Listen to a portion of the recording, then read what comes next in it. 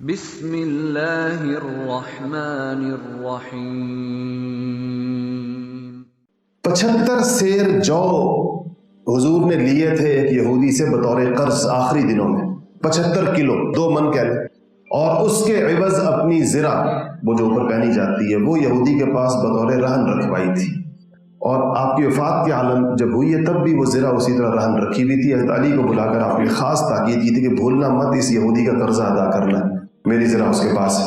اب عائشہ فرماتی ہیں کہ وہ جو پڑی رہی، اور کہتی ہیں کہ آپ کے بعد بھی کہتی وہ جو ایک طاق میں رکھی ہوئی تھی اور میں اس سے لے کر استعمال کرتی رہتی تھی، جو لونڈی وغیرہ ہوتی تھی وہ بھی کھاتی تھی، اور عائشہ کہتی ہیں مدتوں گزر گئی وہ ختم ہی نہیں ہوتی تھی۔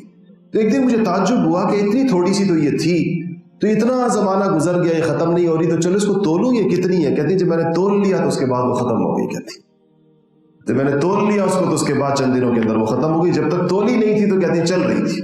اسی لیے علماء نے کہا ہے کہ برکت کے لیے چیزوں کو، یعنی اگر آپ ڈھکی ہو تو برکت بڑھتی رہتی ہے۔ اگر آپ پتیلی کے اوپر جو اس کا ڈھکنا ہوتا ہے نا وہ نہ ہٹائیں اور اس میں سے نکالتے رہیں، اگر ہاتھ بابرکت ہے انشاءاللہ تو، اور پکایا کسی بابرکت نے تو چلتا رہتا ہے، جلدی نہیں ختم ہوتا۔ لیکن اگر آپ نے اس کا ڈھکنا ہٹا کے دیکھ لیا کتنا رہ گیا پھر ختم ہو جائے گا۔